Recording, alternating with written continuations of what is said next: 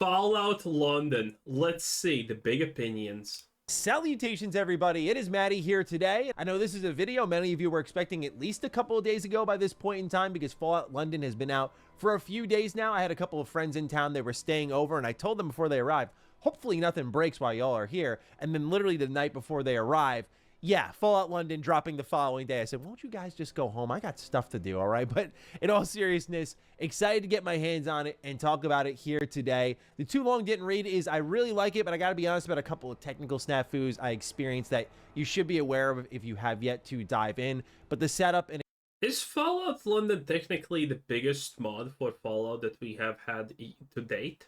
experience on GOG made this really easy to get going. I love how quickly mods are moving in that direction where it's just really easy to set up the experience, where I remember a time it wasn't so easy. I have much more to say than that, but first, a quick word. Doesn't GOG just allow you to download the older version of the game so everything's fine?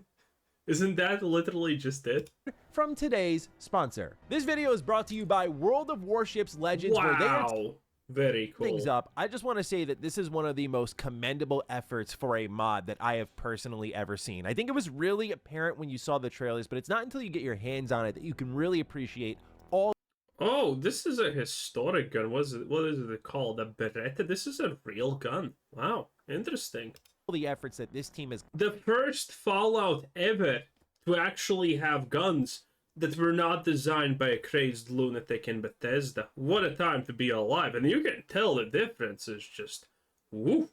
Gone to make this truly feel like an official Fallout product set in the UK. What I mean by that is there's a level of effort that I think many would constantly. Oh, look at this. This is what the people in Britain call the extended shank. Yes.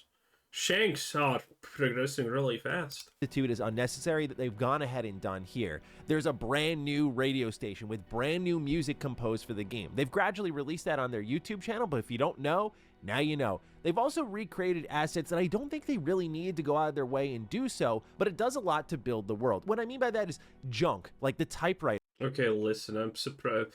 They went out of their way to do this. The only thing I'm currently surprised is that they didn't name duct tape something like, the very, very sticky long line or something like that, as British people name everything stupid. And that's a direct jab at you, Britain. Come at me. Completely different from the Fallout 4 original typewriter. I know it's a little thing I'm pointing out here, but I think it just goes such a long way in displaying the effort level here. They could have easily reused this, like, hey, it's a mod, hey, it's free, we could save more time, but they went to such great lengths to replicate the Fallout lunch pail, Jesus, experience in meaningful ways and really represent the setting the game is in. Like the typewriter in the UK probably shouldn't look the same as the typewriter you'd find in Boston, and that makes sense. So I just want to commend the effort. It should also be called a leather maker. Level there, but also there's things like the character work. My favorite character in this mod thus far is Blind Nelson. Whoever wrote him cooked. Like, he's absolutely hilarious. The voice actor did a great job with him. Like, I remember just saying, like, hey, anything for Yvette, I'll do. And this dude pops off on me for like 4 lines in a row on just how soft I am. I'm writing in my diary. Like, I love this dude. I love the idea of a blind ghoul in the first place. You know, having... Wait. Let's actually read this text. Dear Diary, today I met a man, a mean old ghoul with a knob the size of a cricket bat, and he bullied me for loving Yevti so goddamn much. The hell is a Yevti? I love the idea of a blind ghoul in the first place. You know. Anyway, knock his whatever pin hat or whatever this is called off his head and bash his skull in. Having the eyes covered with a wrap is always an easy get for me when it comes to character design. I always think it looks pretty cool, but to have this be like a shit-talking ghoul, I love that stuff, man. So whoever wrote this character, amazing job. Anytime I get to talk to him, it's fantastic.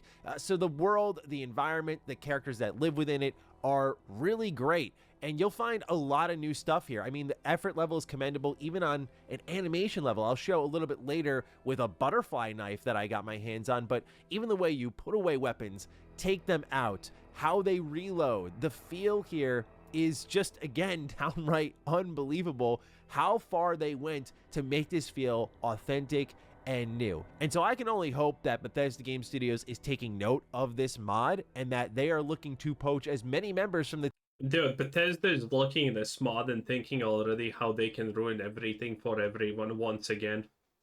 team as possible, because what if you know one thing about Bethesda and Todd Howard, he's probably gonna quadruple down, be a spiteful little pansy about it, and then when the next Fallout releases, he's gonna be like, okay, listen, there's this thing called Fallout London. I puked in my mouth when I said its name because it's so bad.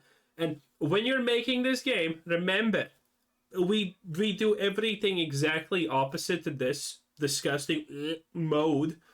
And that's how he's going to do it. Todd Howard is an absolute cretin. what they've done here is created what I think is an authentic Fallout experience that many people, myself included, really never thought would work. In that Fallout Beyond the US, yeah, not really my favorite thing, but this is the proof in the pudding, man. It works, and it works damn well. Okay, so buyer beware. Well, it's free. So downloader beware. When you set up Fallout London, as I read on Reddit and Twitter and YouTube comments, a lot of people are very upset with the technical state of Fallout London. Now, the team is actively working on it, as they've already stated, but there are some... Yeah, it's to be expected. Again, the big patch happened, blah, blah, blah. A bunch of things broke. They probably didn't want to take a year trying to fix up all the small issues and trying to find all the things that they're not going to be able to find on their own. So they just released it. This is completely understandable. I wish it wasn't true, but it is that kind of understandable, and I'm almost willing to give them the pass on this one, honestly. Things you should just be aware of that affected my experience, and I saw it was affecting a lot of others, like crashing. Now, when you download Fallout London, you have to have the Fallout 4 Game of the Year version installed, and then you'll just fire up from a separate client Fallout London. Really easy setup there. I got through the opening prologue area of the game, no problem, but right when you're about to enter London after the title card, the game crashed on me, not once, but twice. And when it happened the second time, I immediately DM'd Locke, who is my editor over on Retro Rewind. He also hosts a bunch of shows with me over there. And he told me he had the same thing and that he had to install a mod called Buffout 4, which is what a lot of people were installing for this mod in particular. But I also read that members of the team were saying just reload to an older save before you actually enter London itself and go through a little bit of the prologue again, and then it'll work fine. So I did that because that is actually super annoying. That a bug like that exists at the very, very start of the game. That's gonna put people off. Wanted to avoid installing any more mods, and it actually worked. I got into the opening cutscene of the main story, if you will, and then the game crashed on me again. So I went ahead, installed Buffout 4, and crashes were a thing of the past. Now, I know a lot of people are really upset about this. I try to consider both sides of the fence. I know we want a nice, smooth, easy experience. I know that there's a level of polish expected even with free stuff, but at the end of the day, it's a free mod. A lot of effort went into this, as I'll highlight in this video. I'm not going to complain. We understand. We accept this, okay? Most people are not gonna try to flip tables over this. But saying, oh, it's a free thing, so it deserves to be shitty is a very stupid thing to say. And honestly, even worse, oh, a lot of effort put into this, so you can't judge it. Have you ever made a game yourself? No, you haven't, so you can't. How dare you speak about the game like you understand anything? Ugh. Like, please, Maddie. I understand. I understand life is hard and being British sucks. He's not British, he's American, but might as well be British at this point. I mean, slight downgrade, you know? But, you know, like, come on. And moan too much about installing a mod for a mod. I'm already like halfway there at this point in time. So I'm not trying to make excuses. I get some people's frustration, but for me at least, I didn't find it to be the end of the world. But I will say this game does have the technical state feeling of being stitched together with like bubble gum and Scotch tape. Like, that's kind of the feeling there. It's a little rickety in a lot of spots. In particular, the stability is a problem, and you'll likely have to install a mod to get that going. But if you're already installing mods, then you're halfway there in that process. So yeah, Buffout 4 is what I was using to make sure that my experience is more stable. From that point, there weren't any other issues whatsoever. Now, The fact that these are called leechlings implies that there's a bigger version of them. Did have a problem with frame rate when he was playing the game on his end. He had to install more mods to get that aspect going for him, as he was struggling to crawl above 20 FPS. For me, with a 3080 and an i9, I didn't have a problem hitting and sitting. Man, this is the true authentic British experience. Entering a toilet with your knife out because you don't know what's going to happen. Beautiful. The authenticity is astonishing. Hitting around the 60 frames per second mark, but something just to keep in mind beyond the crashing, that you may have some issues depending on your PC. This stuff is always wildly unpredictable. So that's enough of like the technical mumbo jumbo that you've got going on there. Overall, for me, after Buff Out 4, I didn't have any issues whatsoever, and I really wasn't too upset with installing the mod itself. But I will say the initial set of crashes got me a little worried because I couldn't really get into the flow of the experience in what was otherwise a really cool, interesting, heavily scripted. You know what's the worst spot about Fallout London for me?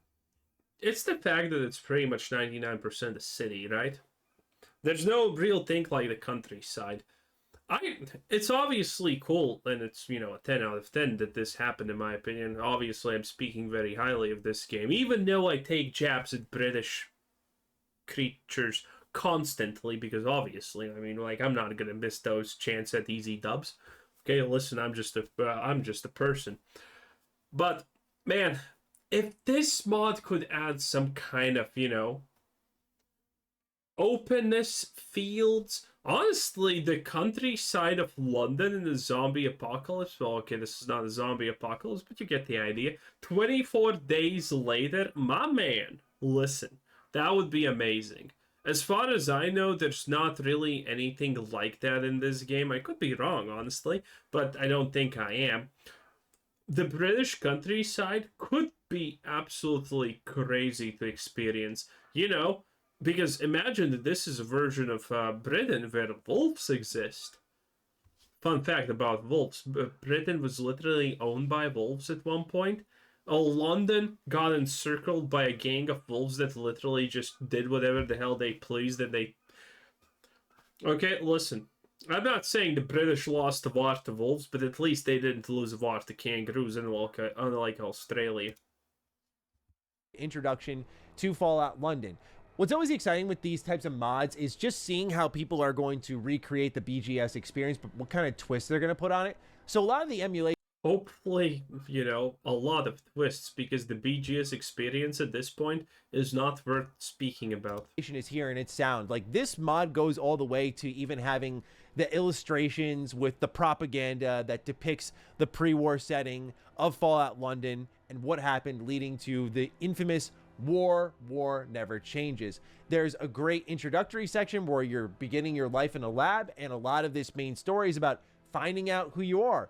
The mod is fully voiced from top to bottom, and a lot of the voice work is great. I'll admit a lot of the microphone quality is inconsistent, but again, it's modding and it's free, so I'm not going to nitpick too hard at a difference in audio quality from mic to mic, but it's something that you will hear and you will notice. The other thing you will notice on an audio front that I think is a little more questionable is there's directional audio, is I believe what it would be called in Fallout London. So if I'm looking at someone, it's when I can hear them the most. If I'm right next to them, but I turn my back to them, I will hear them less. And I found that really strange. So anyone who's talking, you have to like look right at them to get like the full sound of them speaking. Otherwise, though, when you look away slightly, so when two characters are talking back and forth... Wait. You're telling me this blind ghoul is also a midget?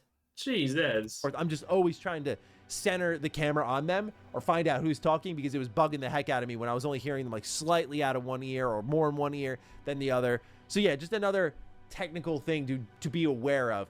But otherwise, I think that the biggest thing I appreciated with this mod, I mean, the effort level is very clear in the environments, in the art assets, but what I love... Oh, this looks a little bit like the British countryside. Well, not fully, but, you know, at least it's something. Loved was kind of getting the experience that I think more international Fallout fans get, because as someone who was born and raised in the US, like, I think Fallout naturally appeals to people...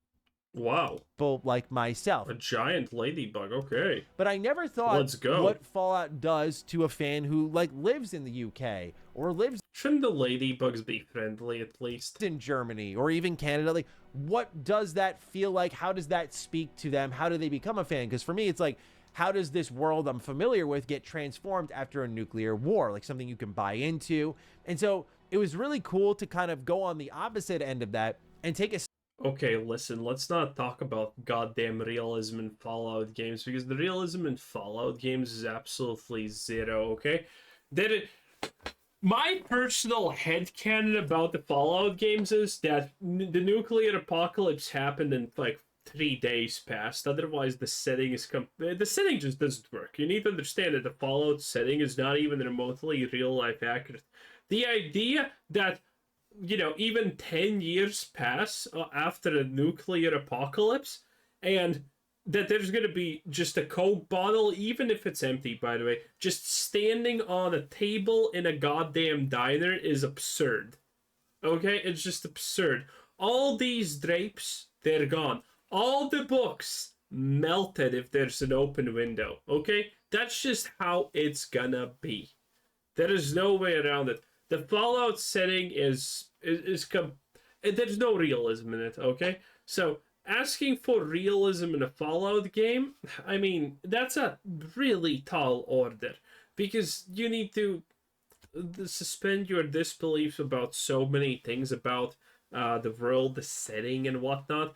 Like the fact that, you know, where was it? The bar scene. I think that encapsulates it perfectly. There's somewhere a bar scene here, you know.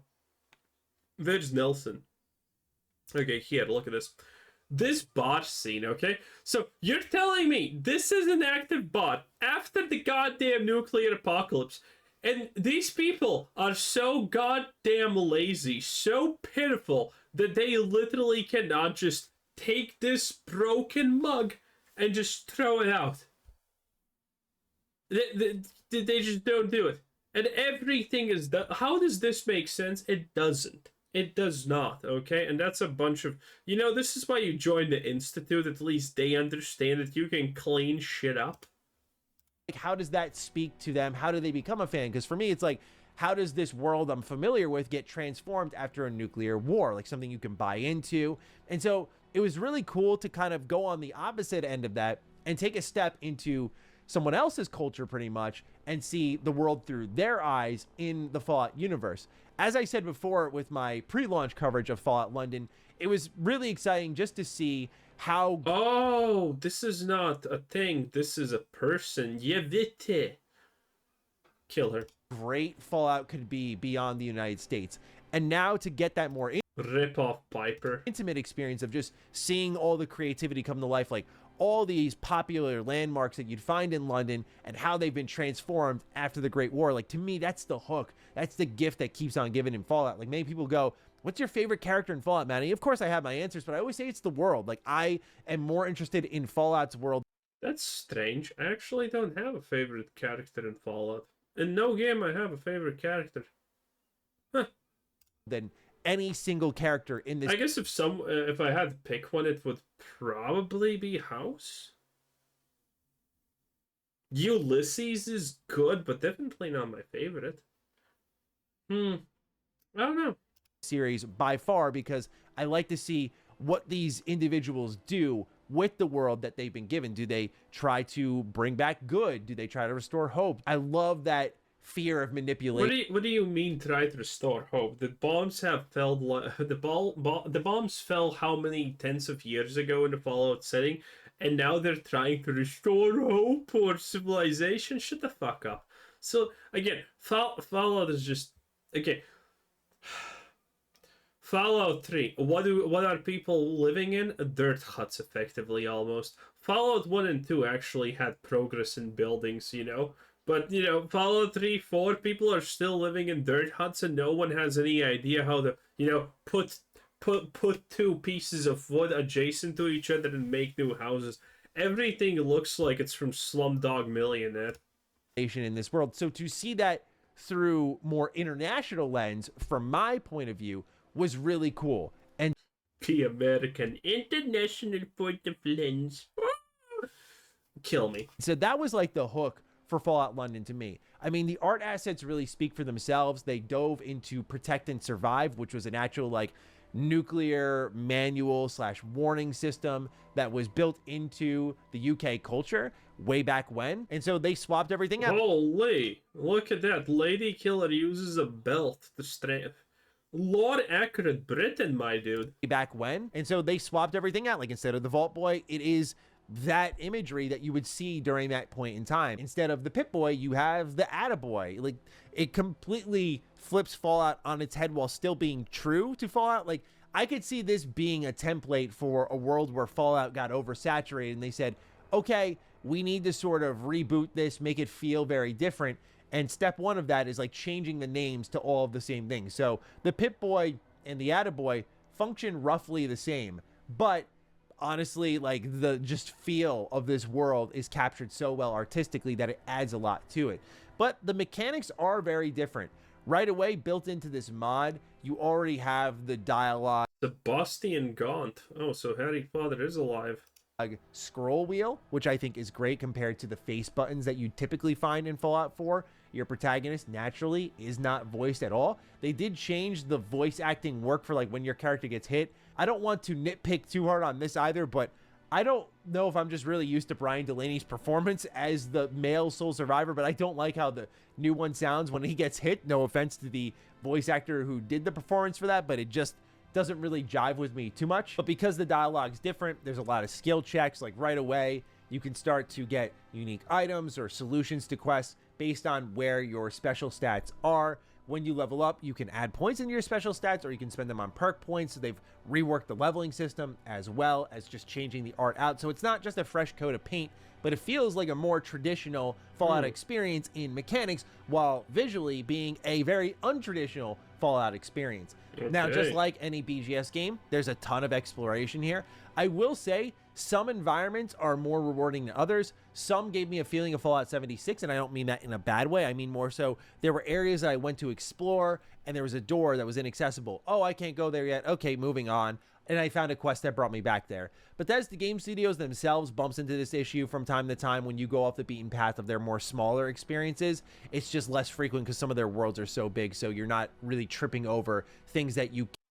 Fallout London is bigger than Pod Harbor Plus. It's one of the bigger Fallout experiences that we have ever had. Come on. Can't do until you progress a quest so often. But that happened a lot with this mod. The other thing that happened was some environments and locations, I have to just be frank, were kind of underwhelming. Like just going to an abandoned restaurant and it's kind of the same as the Hound, which was like a bar slash pub I found. And there was really no exciting difference outside of, oh, I found a coaster, which is pretty much this world's version of the Vault Boy bobbleheads, and they give me different perks. Like that aspect was cool, but what was in there and the storytelling that was kind of lacking led to me not being as grabbed by the environments over the course of time. Like, you know me, I'm an explorer junkie. Like I like to see what is around every corner, but I immediately started...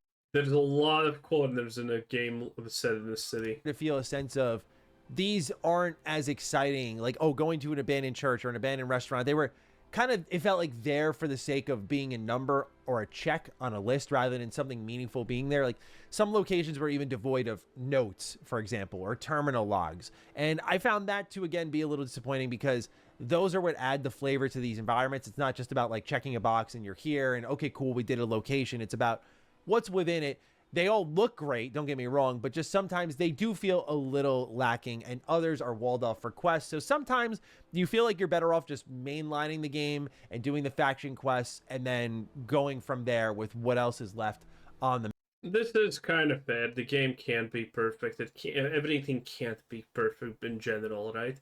So this is fair. I say this is fair. Map that you didn't hit by that point. There's already a lot of detail, but the thing is, there can always be more detail, and that's like a big thing. But it definitely has really good map design. Like that BGS flow is very strong as I go from point A to point B. I get distracted a million times in what I think are like really healthy, organic ways. Not like Ubisoft games where they're flagging you down every 2 seconds with like a new pop-up, but just naturally seeing something in this... Careful now. Is going, hey, what's that? And checking it out. So yeah, I really like the exploration. Sometimes I think the locations are a little underwhelming, but otherwise The changes in weapons and animation are great. Like one of the first weapons I got was this switchblade, and you can just twirl this thing around your hands. Some of the new weapons are really, really cool in this. Like I got a Oh, fun fact. Every young British person, when they go to kindergarten, is taught how to do this. full-on long sword that I can use a la Skyrim, and that was really cool Extended shank again, Jesus. to have in the Fallout world. Respect the British heritage. Just cutting people down with like a two-handed broadsword. So I don't know, the weapons and the armor here are really cool. By the way, they must have a Tommy gun, right? Some of the outfits you get are very cool, very posh, which I appreciated too. So yeah, the whole feel of the game is completely different. So if you just want to like dunk back into the world of Fallout and get just a completely different feel, you're gonna find that here with Fallout London. Like it's absolutely tremendous in that aspect. Now the story of this is also pretty interesting out the gate. Of course, I haven't finished it yet, so just keep that in mind. But what happens is, as I mentioned earlier, you start this all off in a lab and you're not really sure why you were there. Were you like born here? What brought you here? Okay, I guess no spoilers, but you know, the story seems unique because you're not looking for your dad or a water chip, which is peak writing in Fallout, obviously. So yeah. Anyway, that was Maddie. This was Fallout London. Bye bye.